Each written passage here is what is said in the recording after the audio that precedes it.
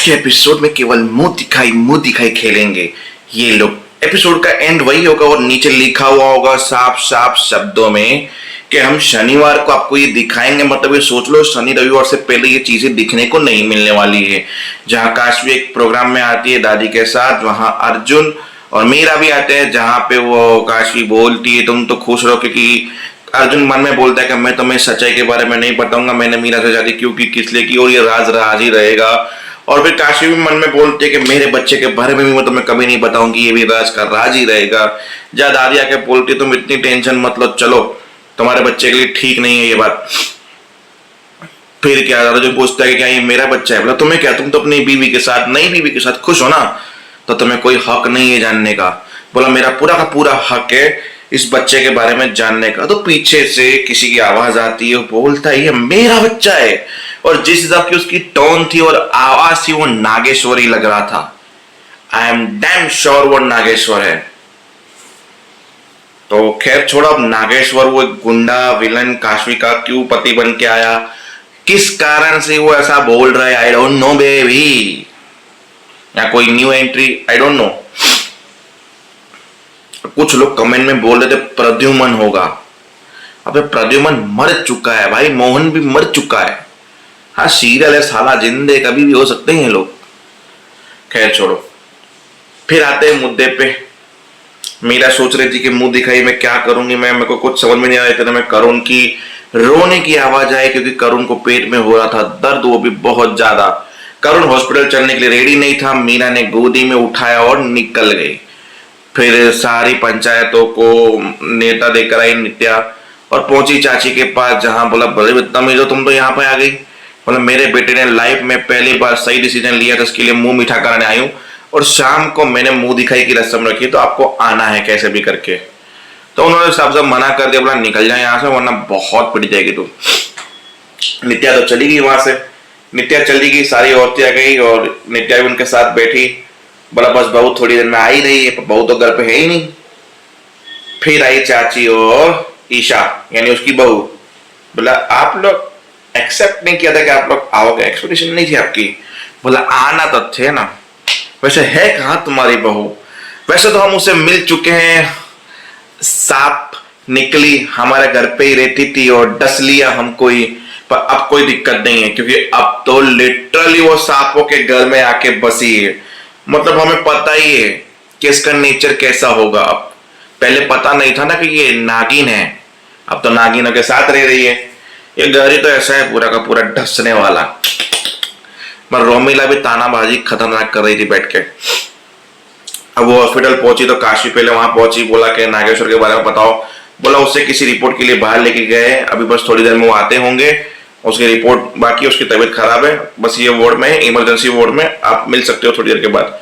बोला ठीक है, उसकी डिटेल दीजिए, उसकी फाइल दीजिए, सब कुछ मुझे दीजिए अभी इसी वक्त।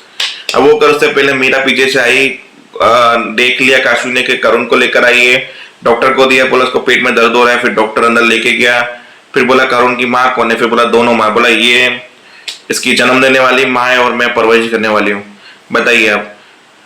बोला ये फॉर्म पर साइन कीजिए और अब बच्चे का क्या ध्यान रख रहे हो? डॉक्टर चेकअप करने के बाद जब आया, बोला बच्चे को ज्यादा मात्रा में, मतलब इतनी ज्यादा मात्रा में चॉकलेट दी जा रही है जिससे बच्चे के अपेंडिक्स पे असर कर रहा है, ये गलत बात है। उससे जंक फूड भी बहुत खिलाया जा रहा है घर का छोड़ के, ये भी एक गलत बात है।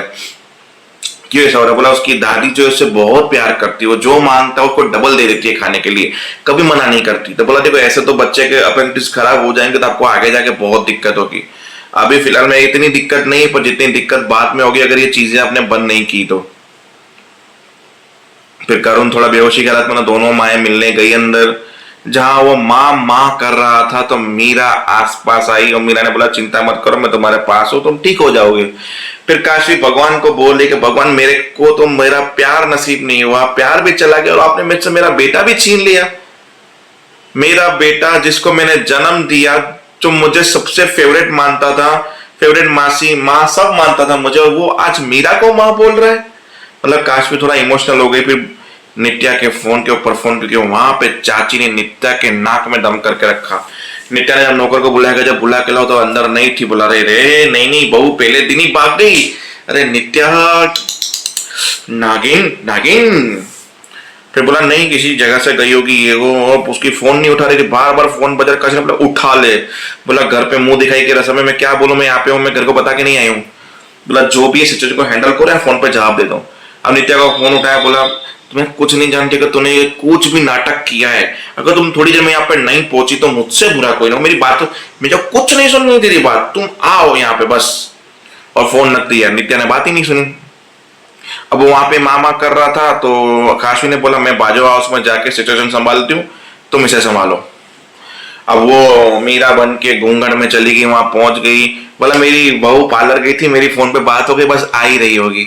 आई बहू को बिठाया, बोला मुंह दिखाई कर देते, वैसे इसकी मुंह दिखाई की जरूरत नहीं है, मैं तो देख चुकी हूँ नागिन को, इसको तो फिर भी चलो सबसे पहले मुंह दिखाई में कहते। बोला अगर रूमिला गिफ्ट के बिना मुंह दिखाई, अरे इसको गिफ्ट, इससे गिफ्ट कौन देगा, ये वैसे ही कुछ डिजर्व नहीं करती, फिर भी इसने बहुत कुछ छीन लिया है हमारा, चैन सुख और बहुत कुछ गिफ्ट में ले भी लिया है इसने, जो उसको नहीं लेना चाहिए, तो इसके लिए वो काफी है जो लिया है इसने।